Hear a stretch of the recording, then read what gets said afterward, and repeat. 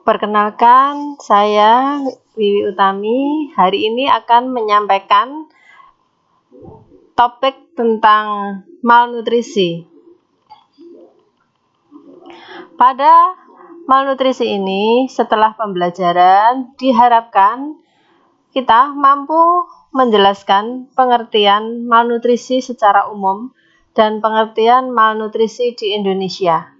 Mampu menjelaskan pengertian ciri-ciri dan penanganan kekurangan gizi, mampu menjelaskan pengertian ciri-ciri dan penanganan kelebihan gizi, mampu menjelaskan pengertian malnutrisi mikronutrien, dan pentingnya penanggulangan malnutrisi mikronutrien.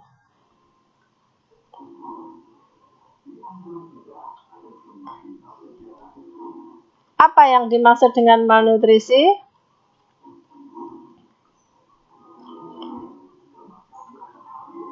Malnutrisi adalah gangguan gizi yang dapat diakibatkan oleh masukan nutrisi yang tidak cukup, baik jumlah atau macamnya, yang disebabkan oleh asupan makanan yang kurang, gangguan pencernaan atau absorpsi.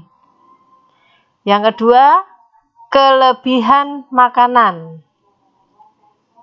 Nah, di Indonesia sendiri, istilah malnutrisi lebih sering diartikan kurang gizi. Apa saja jenis-jenis malnutrisi? Berarti sama dengan apa saja jenis-jenis kurang gizi? Tapi memang yang paling tepat adalah malnutrisi.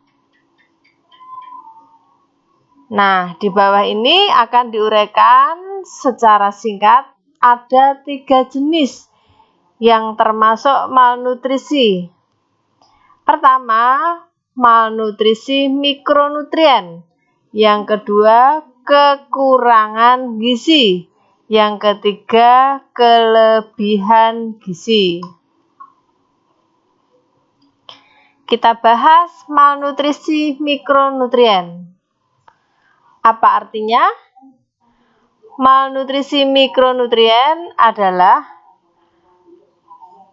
asupan yang kurang nutrien seperti vitamin A, zat besi, dan iodium. Keadaan ini secara fisik sering tidak terdeteksi, tetapi mempengaruhi kesehatan lebih dari 2 miliar orang di seluruh dunia, khususnya anak-anak serta wanita. Ini merupakan golongan yang paling rentan. Kenapa? Karena anak-anak biasanya suka pilih-pilih makanan. Wanita, kenapa? Karena wanita lebih banyak beraktivitas, wanita mengalami menstruasi, wanita usia subur, hamil, dan seterusnya. Ini rentan sekali terhadap malnutrisi mikronutrien. Kita awali dari mikronutrien yang pertama, yaitu defisiensi vitamin A. Suatu kekurangan vitamin A di tubuh dalam jangka waktu tertentu. Adapun penyebab kekurangan vitamin A adalah karena kekurangan asupan bahan-bahan yang cukup mengandung vitamin A. Biasanya yang paling rentan adalah balita. Balita umumnya tidak suka daun singkong, bayam, tomat, kangkung, daun pepaya, daun katuk, wortel, pepayanya itu sendiri, telur, ikan, maupun hati. Apa dampak dari kekurangan vitamin A? Yang pertama, menurunnya daya tahan tubuh sehingga mudah terserang infeksi, misalnya sakit batuk, diare, campak. Yang kedua, dampak kekurangan vitamin A yaitu pada mata terjadi rabun senja. Apakah rabun senja itu? Rabun senja adalah suatu kondisi anak tidak dapat melihat suatu benda jika ia tiba-tiba berjalan dari tempat yang terang ke tempat yang gelap. Biasanya, jika tidak ditangani dengan serius, rabun senja ini bisa mengakibatkan kebutaan. Tidak hanya anak-anak, wanita usia subur juga rentan sekali terhadap defisiensi vitamin A. Kenapa? Karena pernah saya sebutkan pada wanita usia subur ini sering terjadi kebutuhan yang meningkat, sedangkan asupan sangat sedikit, ditambah wanita mengalami siklus haid, wanita tidak hanya di rumah tetapi juga bekerja sehingga aktivitasnya tinggi sehingga butuh asupan yang lebih banyak. Berikut kira-kira bagaimana cara mencegah dan mengatasi kekurangan vitamin A. Nah, ini upaya yang bisa dilakukan berupa upaya pencegahan. Yang pertama, setiap hari anak hendaknya diberi makanan yang banyak mengandung vitamin A. Nah, harus diupayakan ini. Yang kedua, setiap hari anak dianjurkan makan sayuran hijau dan buah-buahan yang berwarna. Meski anak tidak mau, orang tua harus mengupayakan. Misalnya dibuat variasi, dibuat jajanan, dibuat makanan semenarik sedemikian rupa, dicetak, dibuatkan seperti mainan yang disukai, misalnya dihias ya. Makanan tersebut dijadikan gunung-gunung, jadikan bentuk ikan, taman, dan seterusnya. Atau tempat makannya dibuat yang semenarik mungkin sehingga anak suka terhadap makanannya.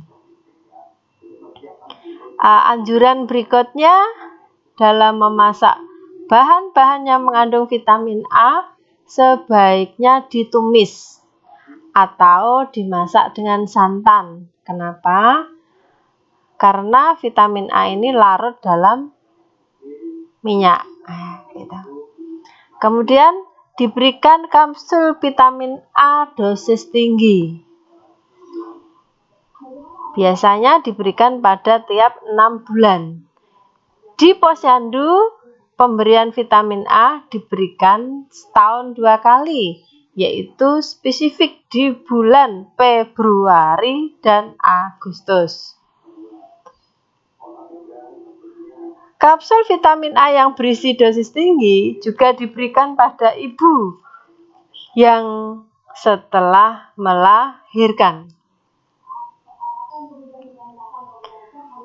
Setelah kita membahas tentang defisiensi vitamin A, berikutnya menginjak defisiensi zat besi. Kondisi ini paling sering disebut ya, dengan anemia defisiensi besi.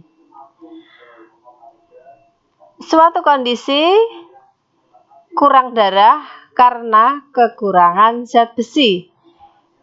Ini banyak dijumpai pada wanita, terutama yang tinggal di pedesaan. Anak-anak, wanita pekerja pabrik. Kenapa? Banyak faktor yang mempengaruhi di sini. Ya, di antaranya tidak suka sayur-sayuran. Ya, anak-anak suka pilih-pilih makanan. Wanita pekerja ini banyak target sehingga lupa dengan makan yang seimbang. Dia cukup mengkonsumsi makan makanan yang mudah atau siap saji. Apa dampak defisiensi zat besi? Yang pertama, jika wanita itu hamil, dia risiko mengalami kelahiran secara prematur. Kemudian pada bayi akan terjadi bayi lahir dengan berat badan yang rendah. Juga akan terjadi resiko kematian pada ibu hamil. Berkurangnya kemampuan kinerja fisik maupun kemampuan belajar. Nah, tentu ada masalah, ini juga harus segera diselesaikan dengan cara bagaimana mencegah dan mengatasi anemia defisiensi besi. Cara yang dilakukan adalah berikan tablet tambah darah setiap ibu hamil setiap hari selama kehamilan. Yang kedua, bila mana di posyandu tidak tersedia tablet penambah darah, kita harus menganjurkan ibu hamil untuk mendapatkan atau minta ke Ponkesdes maupun puskesmas terdekat. Kita juga menganjurkan banyak makan makanan yang mengandung sayuran berwarna hijau. Contoh untuk ibu hamil bagus sekali mengkonsumsi bayam, katuk, kangkung, daun pepaya, dan masih banyak yang lain. Berikut masih membahas mikronutrien. Yang ketiga yaitu mikronutrien yodium. Apa dampak defisiensi atau kekurangan yodium?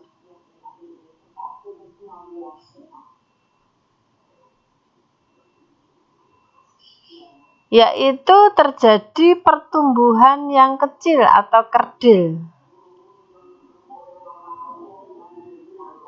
atau disebut dengan gangguan akibat kekurangan yodium.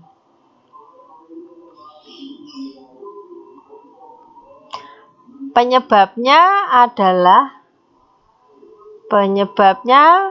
makanan dan air yang setiap hari digunakan itu kurang mengandung zat iod.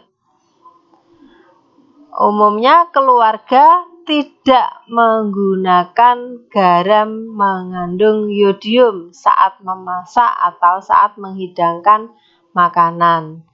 Mesti yang betul itu adalah garam yodium itu disediakan di atas meja untuk pelengkap makanan. Soalnya ada teori mengatakan kalau kena panas itu unsur-unsurnya bisa rusak. Ini khususnya keluarga yang tinggal di daerah endemik, biasanya di daerah pegunungan, resiko sekali terjadi masalah kekurangan yodium yang disebut dengan gondok endemik. Akibat gaki, gangguan akibat kekurangan yodium, yaitu perkembangan, kemampuan, dan tingkat kecerdasan anak terhambat. Biasanya kalau dilakukan pemeriksaan, EQ-nya rendah. Terjadi gangguan pada perkembangan fisik. Seperti apa? Yaitu tinggi badannya lebih pendek dari anak seusianya. Ada gangguan persarafan. Misalnya, waktunya berjalan sampai pada usia 14 bulan masih belum bisa berjalan. Ada gangguan pendengaran yang sampai berdampak ke tuli, serta pada gangguan-gangguan yang lainnya. Anak yang kekurangan zodium juga mengalami kondisi yang disebut dengan kerdil atau bonsai, disebut dengan kreatinisme. pada orang dewasa bagaimana? Apa yang terjadi? Apakah pada orang dewasa juga mengalami kreatin? Tidak ya, tapi pada orang dewasa kalau kekurangan iod akan terjadi pembengkakan kelenjar gondok.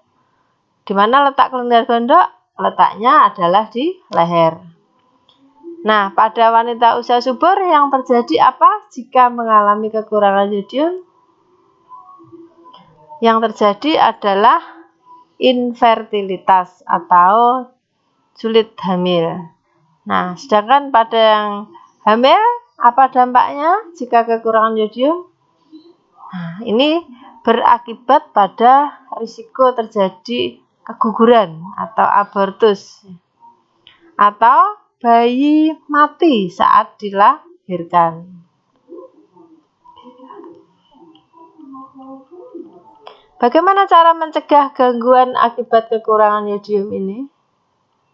Caranya adalah setiap kali memasak selalu gunakan garam di rumah tangga.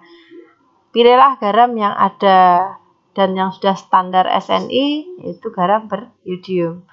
Untuk daerah gondok endemik, pada anak-anak usia balita wajib diberi kapsul yodium selama 1 tahun. Bila ada anak dengan gejala pembesaran kelenjar gondok atau kerdil, wajib dilaporkan ke puskesmas maupun dinas kesehatan. Nah, itu tadi mengenai kekurangan gizi yang sifatnya mikronutrien. Sekarang kekurangan gizi itu sendiri atau disebut dengan gizi buruk atau disebut pula dengan kekurangan yang jenisnya adalah kalori protein. Ini adalah suatu penyakit kurang gizi karena tubuh kurang memperoleh makanan berupa sumber tenaga dan sumber pembangun dalam waktu yang lama. Caranya untuk mengetahui ini gimana? Bayi ditimbang, titik berat badan anak pada KMS terletak di bawah garis merah atau kurang 60% dari berat badan anak yang sebenarnya. Ada 3 jenis tipe kekurangan kalori protein. Yang pertama adalah marasmus, yang kedua kwashiorkor, dan yang ketiga marasmus kwashiorkor. Kita bahas satu demi satu. Ciri-ciri kwashiorkor. Kwashiorkor ini adalah suatu kondisi kekurangan protein. Cirinya berat dan tinggi badan lebih rendah dibandingkan dengan berat badan baku. Mungkin dijumpai bengkak yang menyeluruh tubuh sehingga menyamarkan penurunan berat badan. Jaringan otot mengecil, kulit tipis, lembek, dan bercak kemerahan. Rambut berwarna pirang, kasar, dan kaku, serta mudah dicabut. Anak tampak apatis, cengeng, rewel, ndak ngeh ya. Berikutnya adalah marasmus. Ini yang kekurangan karbohidrat. Ciri khasnya anak kurus, kering, rewel, cengeng, penakut, kulit keriput, wajah seperti orang tua, perutnya buncit, rambut merah dan mudah dicabut, cengeng dan rewel. Berikutnya ciri-ciri gabungan marasmus dan kwashiorkor.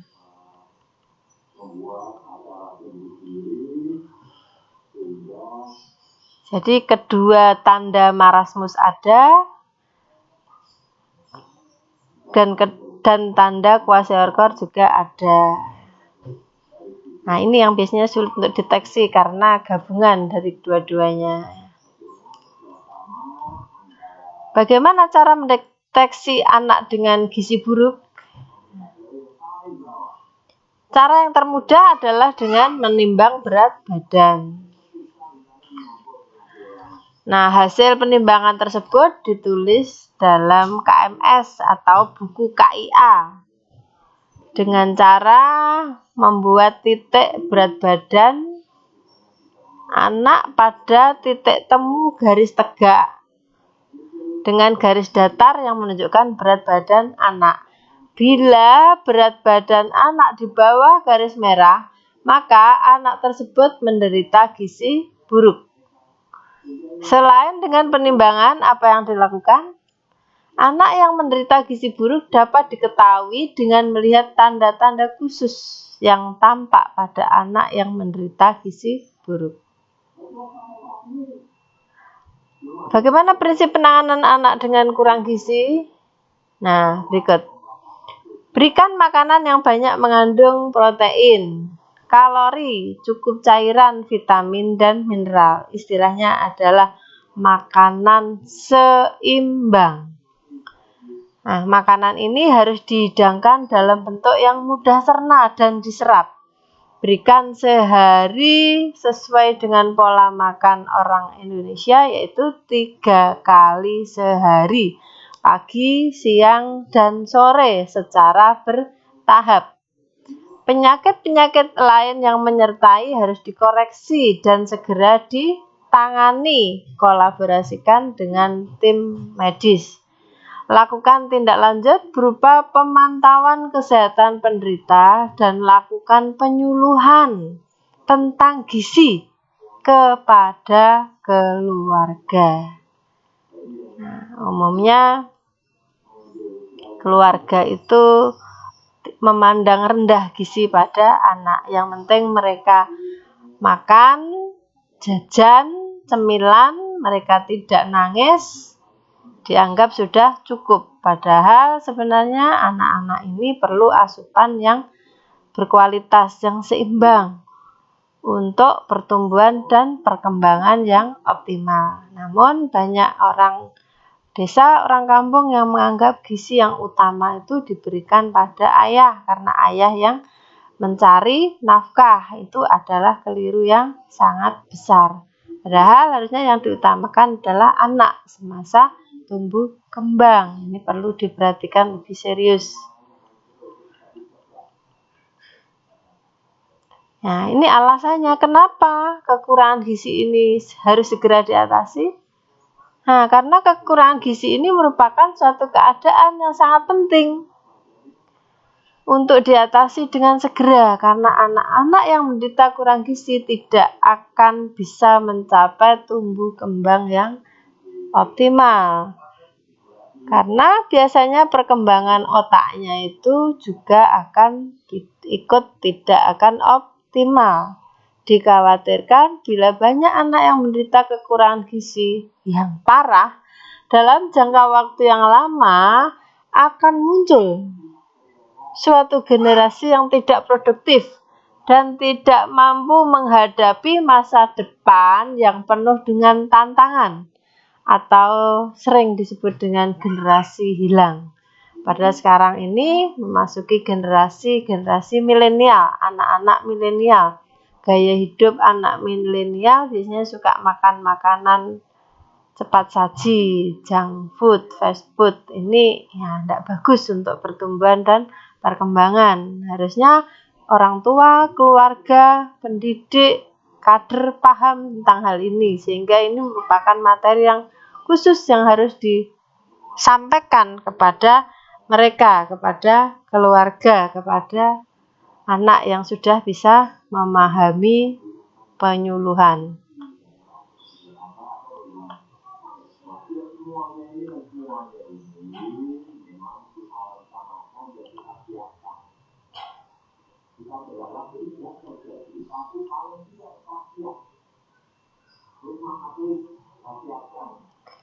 Berikut kita bahas tentang masalah gizi yang ketiga, yaitu jangan dianggap enteng bila kita mempunyai balita atau anak yang kelihatannya tambun, gendut. Ya. Ini disebut dengan kelebihan gizi atau obesitas. Ini juga masalah di bidang nutrisi. Karena masalahnya adalah ada penimbunan lemak yang berlebihan secara merata pada seluruh jaringan. Sering diartikan sebagai kelebihan berat badan, walaupun menurut orang awam tidak selalu bermakna sama. Obesitas biasanya disebabkan oleh masukan energi yang melebihi kebutuhan tubuh dan disertai kurangnya aktivitas jasmani. Apa sih ciri-ciri yang disebut dengan obesitas? Ciri yang pertama, berat badan dan tinggi badan melebihi anak seusianya. Hidung dan mulut relatif kecil dengan dagu yang berbentuk ganda. Perut cenderung membuncit. Umumnya mereka malu, sehingga sering malas untuk bergaul dan bermain dengan teman-temannya. Berikut secara umum prinsip penanganan secara umum ditujukan untuk obesitas adalah sebagai berikut.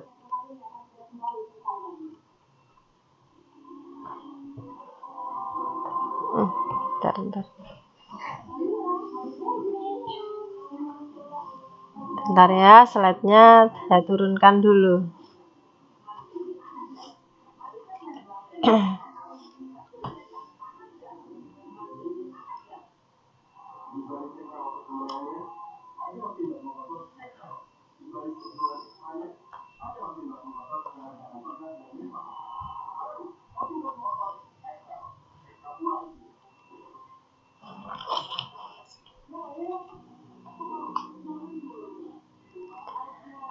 Mengobati faktor penyebab baik dari segi fisik maupun psikis, memberikan motivasi kepada orang tuanya dan anaknya tentang perlunya menguruskan tubuh atau diet.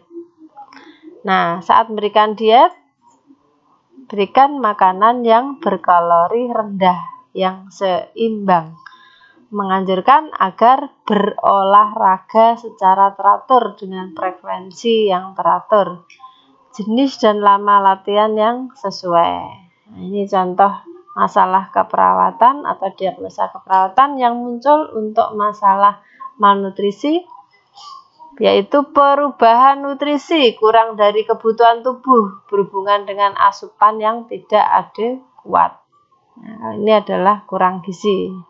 Tujuannya, klien akan menunjukkan peningkatan status gizi dengan kriteria keluarga dapat menjelaskan penyebab gangguan nutrisi yang dialami klien, kebutuhan nutrisi terjadi pemulihan, susunan menu dan pengolahan makanan sehat dan seimbang.